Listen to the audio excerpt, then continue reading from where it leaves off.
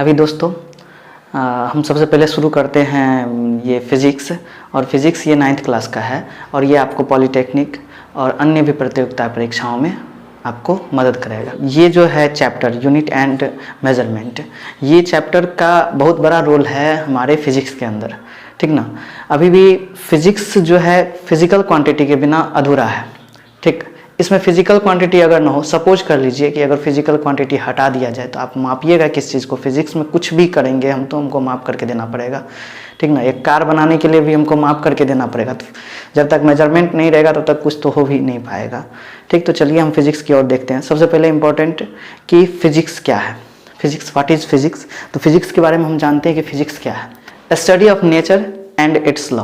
अगर फिजिक्स के बारे में बोले तो स्टडी ऑफ नेचर, सुनने से लगे, सुनिए पहले बात को। स्टडी ऑफ नेचर, अगर हम बोलते हैं स्टडी ऑफ नेचर तो हम किसी भी नेचर में घटित होने वाले कोई भी नेचर में जो भी हो रहा है उस चीज़ के बारे में अध्ययन करते हैं, ठीक। नेचर में क्या हो रहा है, अगर हमारा स्काई ब्लू कलर का है तो हम देखते हैं ये भी हमारे नेचर में हो रहा है, ठीक। अगर हमारा क्लाउड बन रहा है, क्लाउड वाइट कलर का है तो वो भी नेचर में है, ठीक। अगर इंद्रधनुष बन रहा है, मीन्स रेनबो बन रहा है तो वो भी हमारे नेचर में है। ये सब हो क्यों रहा है, अगर सेब गिरता है तो सिर पे ही क्यों गिरता है, मीन्स से दैट कि जमीन पे ही क्यों गिरता है, वह ऊपर आसमान में क्यों नहीं चले जाता है, ठीक ना। और जैसे कि आप सुने होंगे कि पृथ्वी के चारों ओर हमारा जो है, पृथ्वी के चारों ओर चंद्रमा जो है राउंड कर रहा है, तो ये राउंड हो क्यों रहा है, ये चंद्रमा भाग यहाँ से फुर क्यों नहीं हो जाता है, कभी भाग क्यों नहीं जाता है। तो ये सब दिमाग में आ रहा होगा। तो ये सब चीज़ जिसके बारे में हम अध्ययन करते हैं, जिसके बारे में हम स्टडी करते हैं, इट इज़ कॉल्ड फिजिक्स, ठीक। फिजिक्स में अब देखिए चंद्रमा क्यों नहीं भाग जा रहा है, तो उसका कारण है ग्रेविटेशनल फोर्स। ग्रेविटेशनल फोर्स वो क्या करता है, ग्रेविटेशनल अट्रैक्शन जो है वो अपने आप चंद्रमा को, पृथ्वी का जो ग्रेविटेशनल फोर्स है वो चंद्रमा को अपने ओर अट्रैक्ट करके रखता है, ठीक ना। इसी के कारण से वो भागता नहीं है और वो चारों ओर राउंड कर रहा है, ठीक। अभी राउंड कर रहा है तो ये भी तो ग्रेविटेशनल फोर्स के कारण हो गया। अब ग्रेविटेशनल फोर्स का क्या लॉ है, क्या नियम है, ये न्यूटन साहब ने दिया, तो कितने सारे नियम दिए, तो वही हमने बताया कि यहाँ पे देखिए आप आगे ऊपर में जो यहाँ पे आप देख रहे होंगे physics study of nature and its law, study of nature and its laws. तो मतलब नेचर में घटित होने वाले जो भी चीज़ नेचर में घटित हो रहा है उसके बारे में हम स्टडी कर लेते हैं और उसके बारे में कुछ एक लॉ बनाए, तो यही क्या है, हमारा फिजिक्स है, ठीक। हिंदी में भी देख लीजिए कि प्रकृति के बारे में अध्ययन और इनके नियमों के बारे में जानना, प्रकृति के बारे में अध्ययन और इनके नियमों के बारे में जानना क्या कहलाता है, भौतिकी कहलाता है, ठीक। भौतिकी कहलाता है। भौतिकी में जब भी हम पढ़ेंगे तो हमको इसमें प्रकृति के बारे में जानना ही पड़ेगा। जो भी चीज़ हमारे चारों ओर घटित हो रहा है इसके बारे में जानना होगा। प्रकृति में जैसे क्या बन रहा है, इंद्रधनुष का बनना, नीला आकाश का होना, सितारों का चमकना, एप्पल का गिरना, ठीक ना। ये सब चीज़ हमारे प्रकृति में ही हो रहा है, ठीक। अभी देख लीजिए मापन। अब चलते हैं मापन की ओर, मेजरमेंट की ओर। मापन के बारे में क्या, देखिए अब ये आज से बहुत साल पहले, बहुत हमारे दादा दादी, उसके दादा दादी, उसके दादा दादी के टाइम में जो होता था, अब इतना भी पीछे नहीं, थोड़ा सा पीछे चले जाइए तो आप लोग सुने होंगे कि उसको पहले नमक दिया जाता था। आज भी बहुत जगह गाँव में होता है कि एक डब्बा नमक दिया तो दूसरे, सॉरी नमक तो नहीं दिया जाता है, कुछ भी दूसरा चीज़ ले लीजिए, एक डब्बा यदि चना दे दिया, ठीक ना, तो दूसरे दिन वो एक डब्बा चना लेता है, ठीक, अदला बदली कर लेता है। या कोई काम, और देखे होंगे कि अपना लोग बर्फ़ भी खाने के लिए, बहुत पुरानी बातें है कि बर्फ़ खाने के लिए गांव घर में अभी भी क्या किया जाता है, 1 kg गेहूँ दे दिया तो बर्फ़ उसको दे दिया जाता है। तो मतलब बदला अदला कर लिया जाता है, कुछ मतलब कि कुछ अमाउंट में, कुछ भी अमाउंट में। जैसे कि बोले कि 1 kg अगर आप हमको एक डब्बा, हमको क्या कहते हैं, एक डब्बा सपोज कर लीजिए चना दीजिएगा, तब हम आपको क्या कर देंगे, बर्फ़ देंगे, एक बर्फ़ खाने के लिए देंगे, ठीक ना, आइसक्रीम खाने के लिए देंगे। तो आई मीन से दैट, क्या कहने का मतलब क्या है, जो भी चीज़ हम देख रहे हैं, जो भी चीज़ हमारे चारों ओर घटित हो रहा है उसमें एक मेजरमेंट का भी बहुत बड़ा रोल है, ठीक ना। तो कुछ भी चीज़ को मेजर करते हैं, जैसे कि अगर हम जानते हैं कपड़ा लेने के लिए, एक शर्ट भी बनाने के लिए देते हैं तो शर्ट का एक माप लिया जाता है, डायमीटर जो भी होता है तो उतना लिया जाता है, एक माप लिया जाता है, ठीक। तो माप लिया जाता है तो कैसे माप किया जाएगा, कुछ ना कुछ तो चाहिए ना, कुछ ना कुछ तो चाहिए, ठीक। एक स्टैंडर्ड चाहिए, ठीक है, उस स्टैंडर्ड का नाम होता है यूनिट। वह स्टैंडर्ड क्या है, एक यूनिट। अच्छा, मेजरमेंट क्या है, the process of measuring anything, मतलब कि किसी भी चीज़ को आंकने की प्रक्रिया, किसी भी चीज़ को मापने की प्रक्रिया, जैसे कि अभी हम देखिए ना, इसी चीज़ से, इसी पेन से माप रहे हैं कि 1 पेन, 2 पेन, 3 पेन। बोलेंगे कि किसी को कोई पूछेगा कि तुम्हारा बोर्ड कितना बड़ा है, तो ये बोर्ड माप लेंगे कि 10, इस पेन का 15 गुना बड़ा है मेरा बोर्ड, तो हो गया, माप तो लिए ना, ठीक ना। ठीक, ऐसे ही कर देंगे कि कितना मीटर है, तो 6 मीटर का है मान लीजिए, ठीक। कर देंगे कितना फीट का है, तो 6 फीट का है, कुछ बोल दिए, ठीक। तो ये मेजरमेंट हमारा जो है, ये कोई ना फीट, इंच, ये सब चीज़ हमारा क्या है, मेजरमेंट के अंतर्गत आता है, और ये सब फिजिकल क्वांटिटी है, ठीक। एक यूनिट है, एक यूनिट है, ठीक। तो कहते हैं कि unit A defined amount of physical quantity, a defined amount of physical quantity is taken as a standard is called unit। मतलब कि कोई एक जो है, हम निर्धारित एक श्योर अमाउंट में हम कोई चीज ले लिए, ठीक ना। इसको मान लिए कि ये 1 मीटर का होगा, सपोज कर लीजिए ये 1 मीटर का होगा, ठीक ना। अब ये 1 मीटर का हम माप लिए, अब जब जहां पे भी हमको मापने के लिए कहेगा तो हम बोल देंगे कि ये 1 मीटर का लो, ये 15 मीटर, कोई चीज एक पेड़ का ऊंचाई मापना है तो इसी से जाके माप लिए कि कितना मीटर का होगा, तो 50-100 मीटर का हो गया, सपोज कर लीजिए। तो मतलब मेरे कहने का मतलब क्या है कि अगर हमको कोई चीज़ में मापना है, कोई चीज़ को मापना है, तो मीटर का यूज किए, किलोग्राम का यूज किए, न्यूटन का, जूल का, ढेर सारा चीज़ मापने के लिए है। आगे हम इस चीज़ के बारे में पढ़ेंगे, ठीक। अब जैसे कि मात्रक, हिंदी में भी जान लीजिए, यूनिट है, मात्रक है। मात्रक में भौतिक राशि को मापने के लिए निर्धारित की गई इकाई मात्रक कहलाती है। फिजिक्स में किसी भी चीज़ को मापने के लिए हम क्या किए, एक भौतिक किसी भी चीज़ को मापने के लिए मात्रक का इस्तेमाल किए, ठीक ना।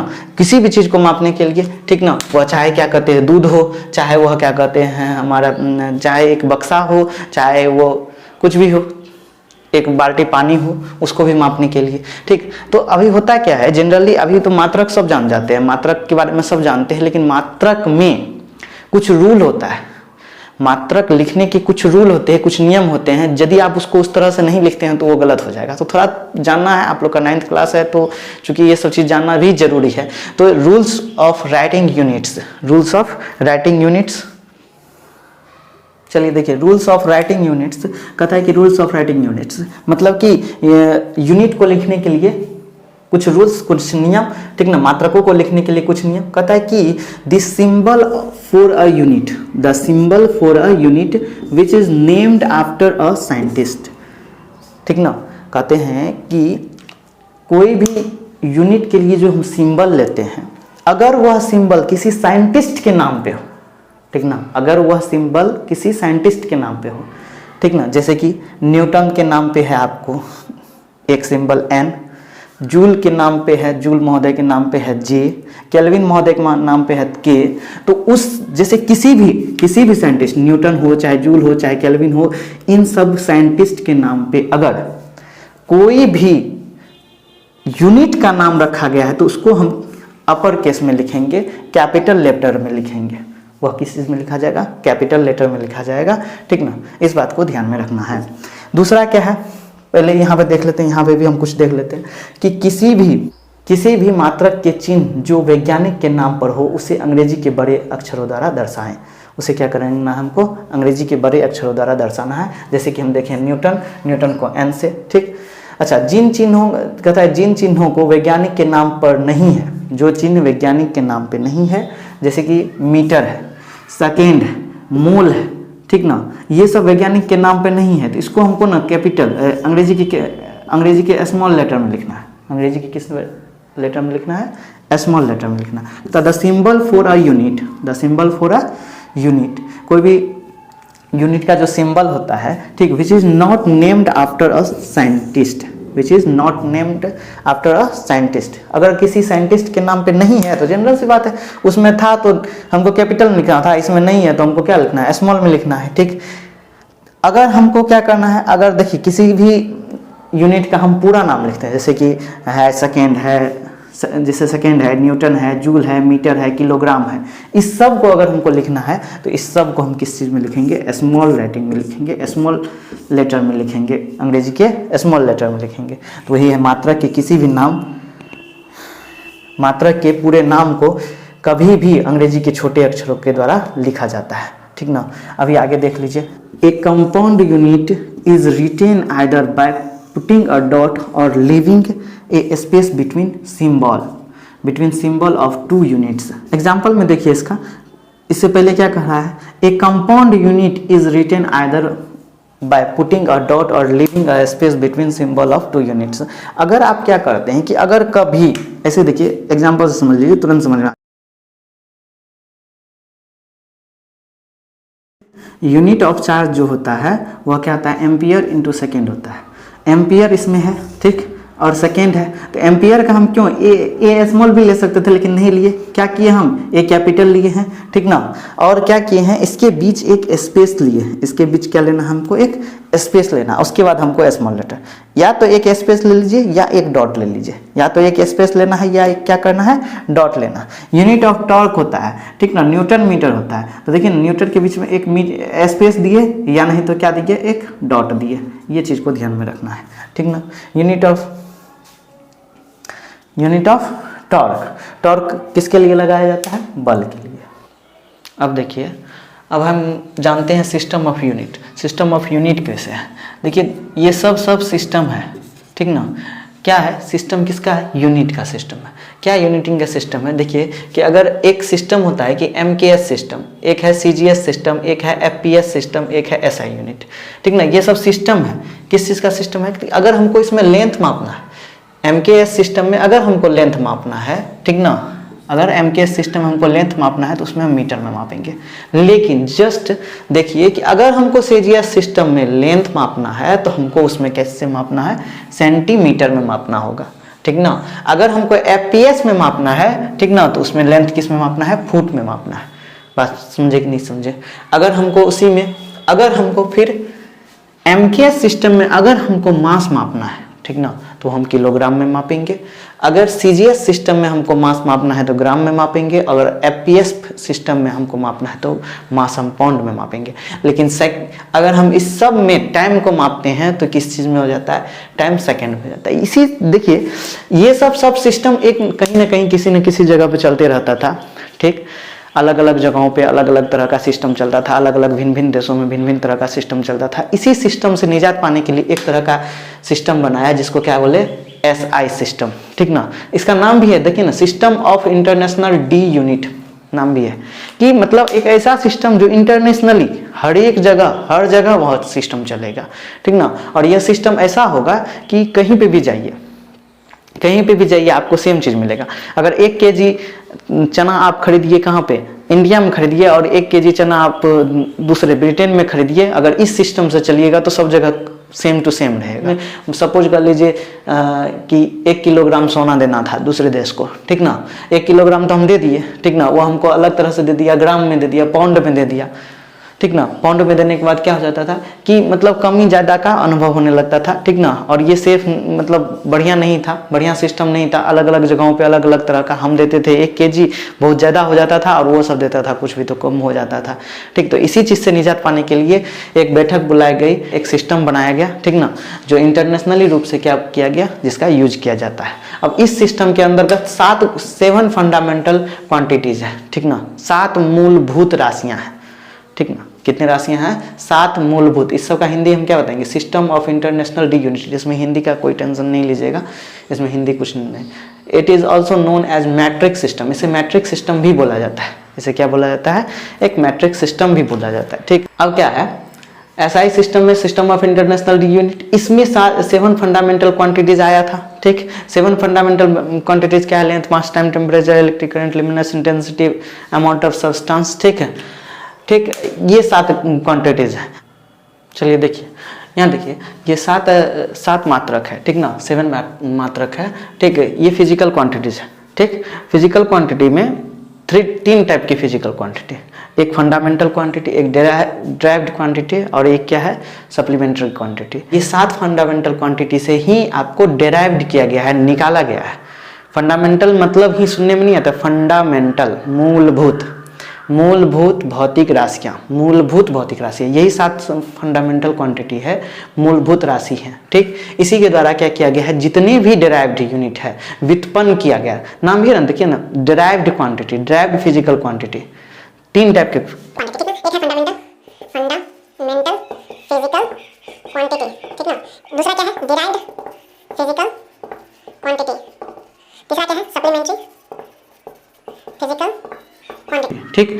Fundamental physical quantity, derived quantity, इसी का नाम है क्या, मूलभूत भौतिक राशि, मूलभूत भौतिक राशि मान, ठीक।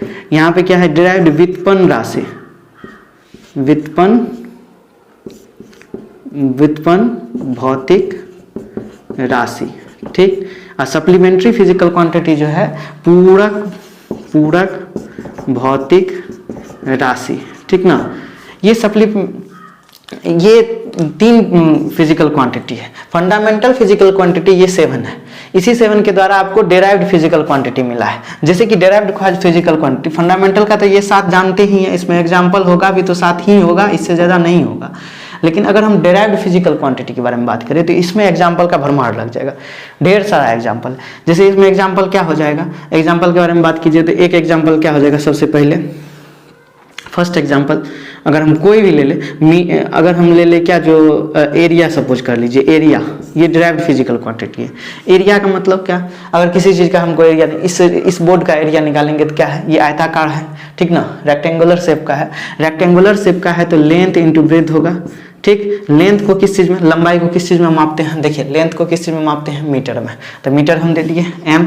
ब्रेथ में मतलब अगर हम ये तो लंबाई था, ठीक, लेकिन ये क्या है, ये चौड़ाई है, लेकिन फिर भी तो ये लंबा होगा कुछ ना कुछ, बात समझे, लंबाई भी एक तरह से चौड़ाई है, चौड़ाई भी एक तरह से लंबाई, तो ऐसा कर सकते हैं, इतना चौड़ा है, ये इतना लंबा है, इतना ऊपर की ओर लंबा है, ठीक। तो लंबाई कहिए या चौड़ाई की बात तो दोनों सेम ही हो गया, दोनों को किस चीज़ में हम मापेंगे, मीटर में ही मापेंगे, ठीक। तो metre into metre is equal to metre square. तो एरिया का जो SI यूनिट होगा, एरिया का जो SI यूनिट होगा वह क्या हो जाएगा, मीटर स्क्वायर हो जाएगा। तो डिराइव्ड हम किए ना, डिराइव्ड मतलब निकाले ना हम, ठीक ना। अगर हम फिर क्या करते हैं, अगर हम दूसरा ले लेते हैं वॉल्यूम, दूसरा ले लेते हैं वॉल्यूम का ले लेते हैं, ठीक। वॉल्यूम का क्या होता है आप ही बताइए, किसी चीज़ का आयतन अगर निकालना है तो ठीक, length into breadth into height हो जाएगा, नहीं हो जाएगा, 3 को चीज़ निकालेंगे तो तीनों चीज़ में देखिए ना हमको लंबाई ही निकालना है। अरे चाहे गहरा होगा तो कितना गहरा है, हमको लेंथ के द्वारा, मीटर के द्वारा ही हम गहराई मापेंगे उसका। चौड़ा है तो कितना चौड़ा है तो मीटर के द्वारा ही, चाहे लंबा है तो कितना लंबा है, तो तीनों में मीटर इंटू क्या हो जाएगा, मीटर हो जाएगा, ठीक। इसका हो क्या हो जाएगा, मीटर क्यूब हो जाएगा। बात समझे कि नहीं समझे, ठीक। अगर हमको क्या करना है, वेलोसिटी का निकालना होगा, मान लीजिए सपोज कर लीजिए वेलोसिटी का निकालना होगा, ठीक। तो इस वेलोसिटी का निकालने के लिए हमको क्या, वेलोसिटी का निकालना होगा तो क्या निकालना होगा, डिस्प्लेसमेंट बटे क्या हो जाएगा, टाइम हो जाएगा।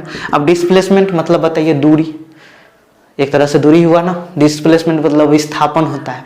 विस्थापन के बारे में अगले हम चैप्टर में बताएंगे, मोशन चैप्टर में बताएंगे, तो उसमें देखिएगा डिस्प्लेसमेंट के बारे में अगर हम जानना चाहेंगे तो डिस्प्लेसमेंट मतलब विस्थापन क्या है, या इसको हिंदी में कहिए विस्थापन बटे क्या कहेंगे हम, समय कहेंगे, विस्थापन बटे समय। तो विस्थापन मतलब क्या, एक जगह से दूसरे जगह चले जाता है, विस्थापित हो जाता है, ऐसे समझ सिर्फ। अभी हमको विस्थापन नहीं बताना है, विस्थापन यहाँ से यहाँ चले गया तो यहाँ से यहाँ तक गया तो कुछ तो दूरी डिस्टेंस तय क्या होगा, उसको हम किस चीज़ में माप लेते हैं, मीटर में। और ये समय है तो इस चीज़ को किस चीज़ में माप लेते हैं, टाइम में, ठीक। तो क्या हो जाता है, m/t। अच्छा m/t है, m/t है, ठीक। यहाँ पे भी यूनिट का चक्कर है, एक क्या चक्कर है कि m/t दिया हुआ है, यदि नीचे में ये बट्टे के रूप में रहे, ठीक ना, ये बट्टे के रूप में t रहेगा, ठीक। इसके ऊपर कुछ नहीं है तो 1 पावर, कुछ नहीं है तो कोई पावर नहीं है तो क्या होगा, 1 पावर होगा। t के ऊपर हम क्या दिए, 1 पावर। तो अगर हम उसको साथ साथ लिखना है तो -1 देना पड़ेगा। बात समझे कि नहीं समझे, t ये ऊपर चले जाएगा, t क्या हो जाएगा, ऊपर ले जाने के लिए इसके ऊपर क्या है, कुछ पावर नहीं है तो 1 पावर। अगर मान लीजिए यहाँ t² रहता, सपोज कर लीजिए यहाँ t² रहता तो यहाँ पे भी पावर में स्क्वायर माइनस में रहता, 2 स्क्वायर रहता, ठीक। तो हमको है 1 ही, कुछ नहीं है तो बस, तो इसको क्या लिखेंगे, mt-1। बात समझे कि नहीं समझे, यही है आपका। अच्छा टाइम का तो हम देखे ही नहीं, टाइम को किस चीज़ में हम करेंगे, मीटर को, टाइम को सेकंड में करेंगे तो ms-1 होगा, ms-1 होगा, ठीक ना। बात समझे कि नहीं समझे, यहाँ आपका अच्छा इतना हो गया, डेराइव्ड यूनिट हो गया। एक सप्लीमेंट्री फिजिकल क्वांटिटी क्या होता है, सप्लीमेंट्री फिजिकल क्वांटिटी दो को होता है, ठीक ना। एक होता है सॉलिड एंगल, ठीक, क्या होता है, एक सॉलिड एंगल, एक होता है प्लेन एंगल,